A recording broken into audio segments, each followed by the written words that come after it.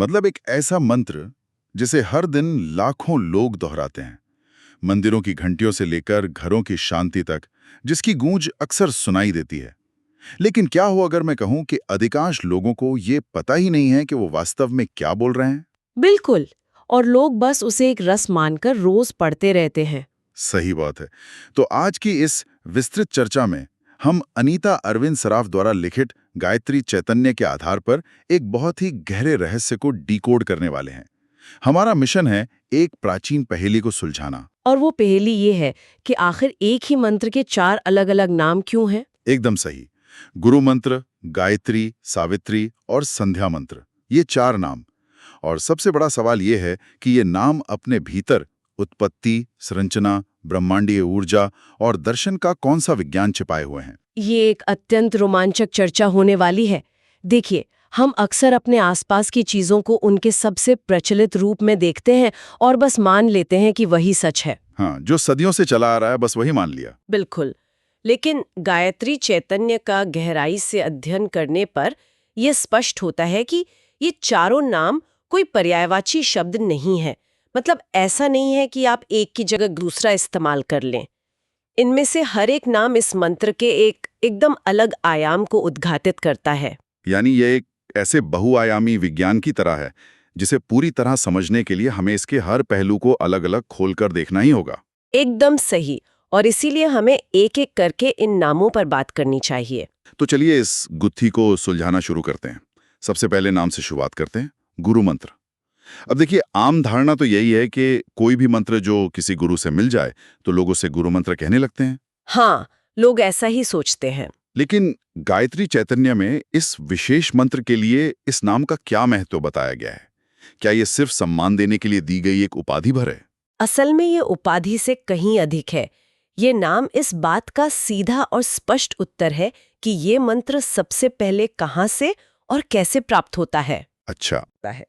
अब आज के आधुनिक समय में लोग इसे महज एक कर्म कांड या कोई धागा पहनने की रस्म मानकर छोड़ देते हैं। बिल्कुल, बस एक पारिवारिक आयोजन समझ लिया जाता है। हाँ, लेकिन गहराई में जाने पर पता चलता है कि ये ज्ञान के विशाल संसार में एक साधक का आधिकारिक प्रवेश है।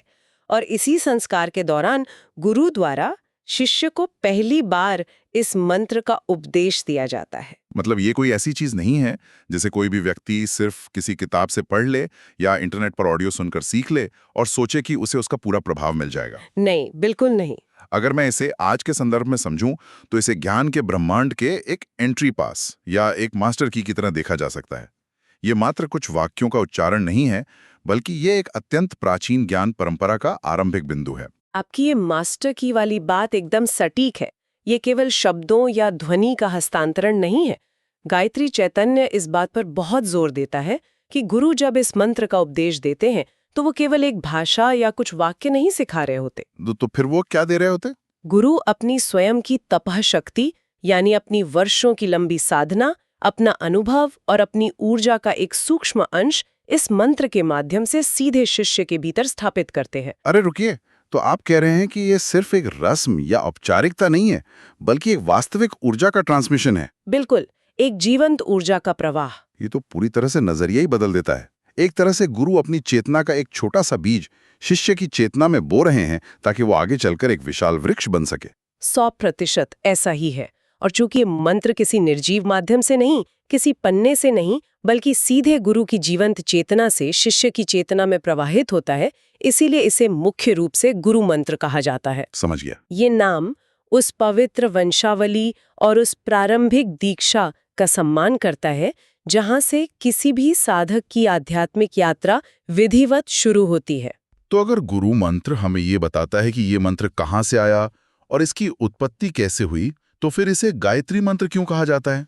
ये एक बहुत ही दिलचस्प मोड़ है। क्योंकि देखिए, जब भी कोई गायत्री शब्द सुनता है तो दिमाग में तुरंत हंस पर विराजमान, हाथों में वीणा और पुस्तक लिए एक देवी की सुंदर छवि आती है। हर कोई यही मानता है कि हम सीधे तौर पर उसी देवी की पूजा कर रहे हैं। और यहीं पर गायत्री चैतन्य एक बहुत ही चौंकाने वाला, बल्कि कहूं तो विशुद्ध वैज्ञानिक सत्य सामने रखता है। वैज्ञानिक सत्य? वो कैसे? वो जो देवी की छवि है ना, वो एक मानवीकरण है जो बाद में ध्यान करने की सुविधा के लिए जोड़ा गया है। मूल रूप से गायत्री किसी देवी का नाम है ही नहीं। क्या सच में? जिसे लोग सदियों से एक देवी का नाम मानते आ रहे हैं, वो देवी का नाम नहीं है? बिल्कुल नहीं। तो फिर ये वास्तव में किसका नाम है? ये नाम वास्तव में इस मंत्र की वास्तुकला से आया है, मतलब इसके आर्किटेक्चर से। वैदिक वाङ्मय में छंद शास्त्र का बहुत महत्व है।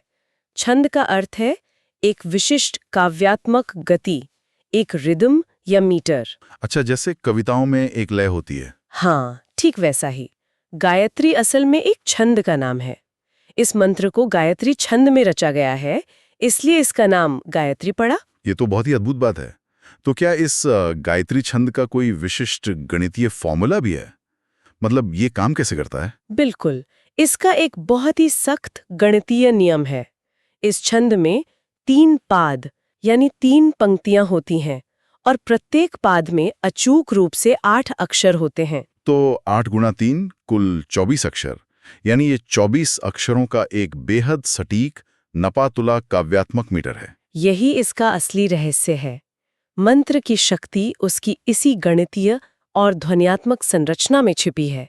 जब इन 24 अक्षरों को इस विशिष्ट क्रम में उच्चारित किया जाता है, तो एक विशेष प्रकार का कंपन या वाइब्रेशन पैदा होता है। तो सारा खेल उस वाइब्रेशन का है। हाँ, और उसी विशिष्ट वास्तुकला में ढले होने के कारण ये गायत्री कहलाता है। ये तो वैसा ही हुआ जैसे किसी बेहद खूबसूरत और भव्य इमारत को देख के हम उसकी बाहरी सजावट की तारीफ करें, उसका कोई नामकरण कर दें, लेकिन उसका असली नाम असल में उस ज्यामितीय और गणितीय ब्लूप्रिंट पर रखा गया हो जिससे वो इमारत खड़ी हुई है। बहुत सुंदर उदाहरण दिया आपने। मतलब हम बाहरी रूप को देख रहे थे, जबकि गायत्री चैतन्य हमें उस इमारत के फाउंडेशन और उसके आर्किटेक्चरल नक्शे तक ले जा रहा है। ये एक बहुत अच्छा नजरिया है इसे समझने का।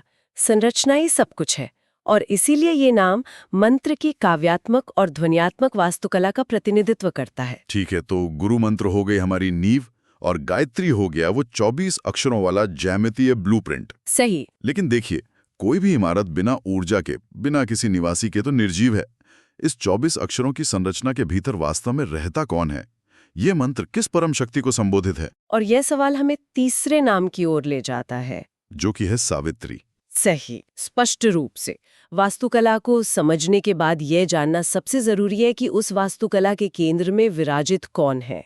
इस मंत्र के मुख्य देवता सवित्रु हैं। सवित्रु, क्या इसका मतलब आकाश में रोज सुबह चमकने वाला हमारा भौतिक सूर्य है जिसे हम अपनी आंखों से देखते हैं? गायत्री चैतन्य हमें इस भौतिक दृष्टि से बहुत आगे ले जाता है। सवित्रु का अर्थ केवल वो आग का गोला या भौतिक सूर्य नहीं है। तो फिर सवित्रु क्या है?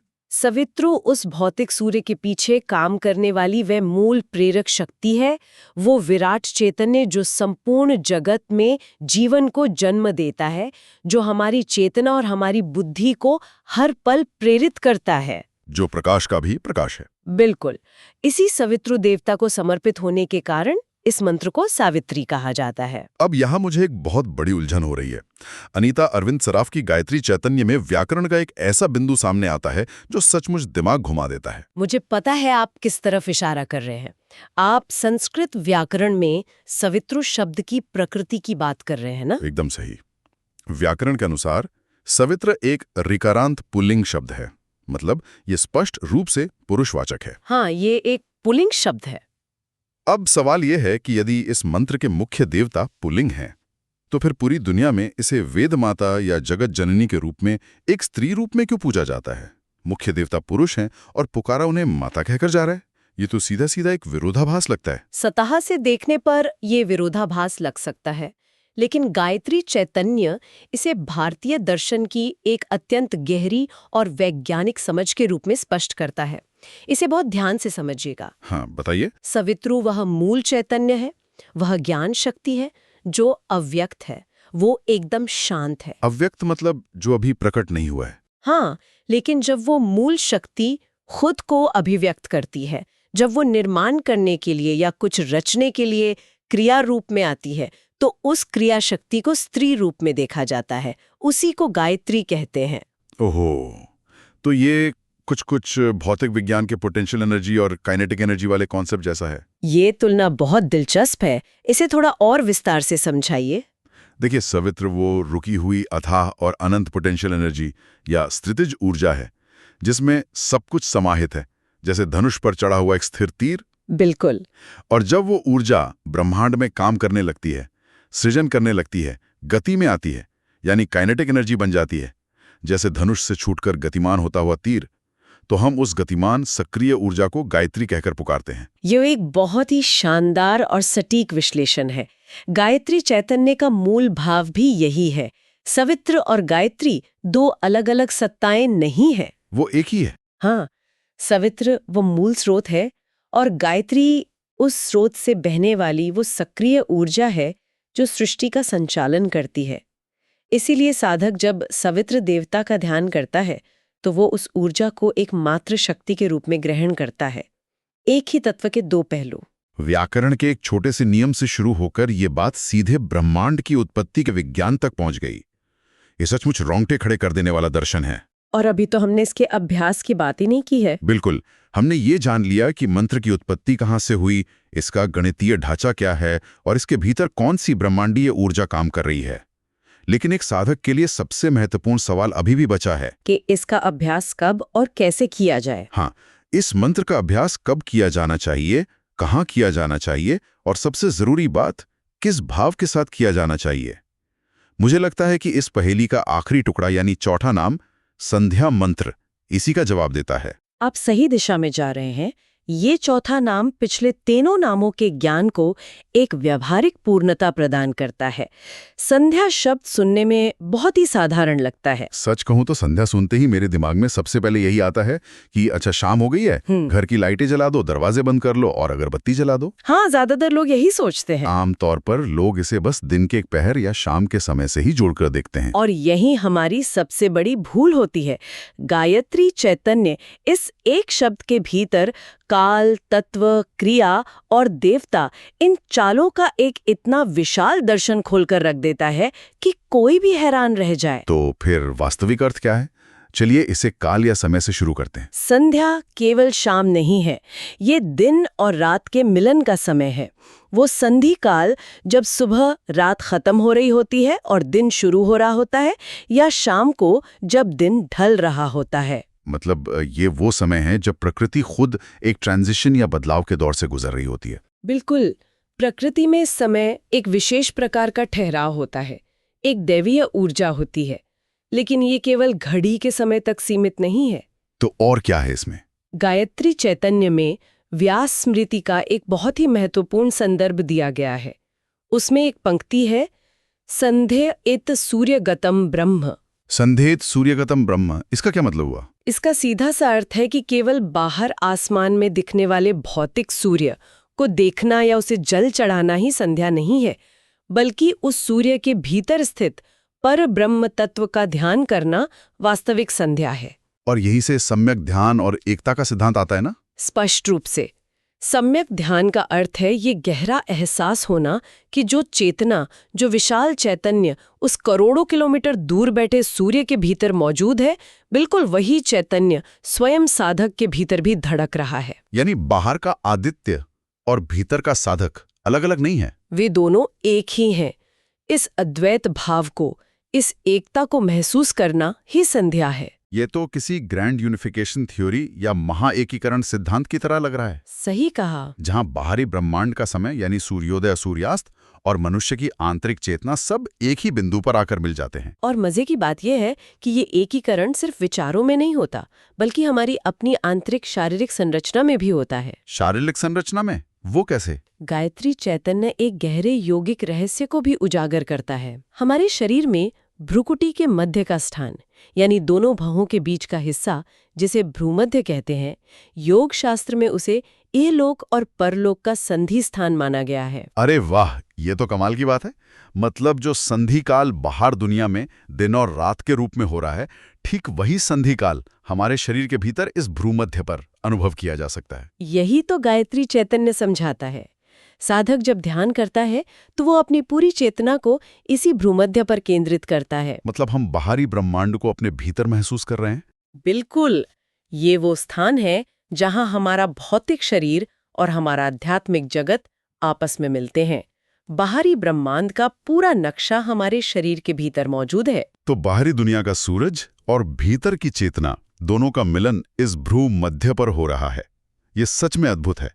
और क्या संध्या शब्द का स्वयं उस परम सत्ता से भी कोई संबंध है? हाँ, देवता स्वरूप का अर्थ सम्यक धेत्वात् संध्या। इसका क्या अर्थ है? इसका अर्थ है कि वह एकमात्र परम चैतन्य जो सभी के द्वारा ध्यान किए जाने योग्य है, जो सर्वोच्च है, वही संध्या है। यहाँ पहुंचकर संध्या किसी समय, प्रक्रिया या स्थान का नाम नहीं रह जाती, बल्कि वह स्वयं उस परम सत्ता का नाम बन जाती है। एक मंत्र और उसके 4 नामों के भीतर छिपा इतना विशाल विज्ञान, ये चर्चा वाकई आंखें खोलने वाली रही है। अगर हम आज के इस पूरी चर्चा को समेटें, तो गायत्री चैतन्य ने ये साबित कर दिया है कि इन चारों नामों के बिना इस मंत्र की तस्वीर कभी पूरी नहीं हो सकती। मतलब ये चारों मिलके से पूरा करते हैं। हाँ, उत्पत्ति और गुरु शिष्य परंपरा के अधिकार को समझने के लिए गुरु मंत्र, इसकी सटीक वैज्ञानिक 24 अक्षरों की गणितीय वास्तुकला को जानने के लिए गायत्री, ब्रह्मांडीय ऊर्जा के स्रोत और उसके दर्शन के लिए सावित्री, और इस पूरी ब्रह्मांडीय प्रक्रिया को अपने शरीर और आत्मा के भीतर उतारने के तात्विक अभ्यास के लिए संध्या मंत्र। बिल्कुल, ये चारों स्तंभ मिलकर ज्ञान का एक ऐसा पूर्ण ढांचा खड़ा करते हैं जो अचूक है। जब किसी को ये एहसास होता है कि कुछ शब्दों का उच्चारण मात्र किसी प्राचीन रस्म को निभाना नहीं है, बल्कि यह एक अत्यंत प्राचीन वंशावली की ऊर्जा को ग्रहण करना है, एक सटीक गणितीय संरचना को साधना है, ब्रह्मांडीय सूर्य की उस पोटेंशियल एनर्जी का आवाहन करना है और अंततः अपने इस छोटे से मानव शरीर के भीतर संपूर्ण ब्रह्मांड की एकता का अनुभव करना है, तो ये ज्ञान साधारण से लगने वाले शब्दों को एक विशाल ब्रह्मांडीय अनुभव में बदल देता है। सत्य कहा, ये समझ एक साधक की पूरी यात्रा और उसके अनुभव को जड़ से रूपांतरित कर देती है। और ये हमें एक बहुत ही गहरे विचार के साथ छोड़ जाता है। वो क्या? अगर हर दिन दोहराए जाने वाले केवल एक मंत्र के 4 नामों के पीछे ज्ञान, विज्ञान, वास्तुकला और योग की इतनी विशाल दुनिया छिपी हो सकती है, तो हमारी अन्य दैनिक परंपराओं के पीछे अर्थों की कैसी कैसी दुनिया छिपी होगी। सोचने वाली बात है। क्या हमारे आसपास के साधारण लगने वाले अभ्यासों के पीछे भी कोई ऐसा ही महाविज्ञान बस खोजे जाने की प्रतीक्षा कर रहा है? शायद अगली बार जब हम कोई भी प्राचीन शब्द दोहराएं, तो हमें एक पल के लिए रुककर सोचना चाहिए कि हम ब्रह्मांड की किस विशाल रहस्य को अपने भीतर उतार रहे हैं। सतह से परे देखने की ये प्यास हमेशा बनी रहनी चाहिए।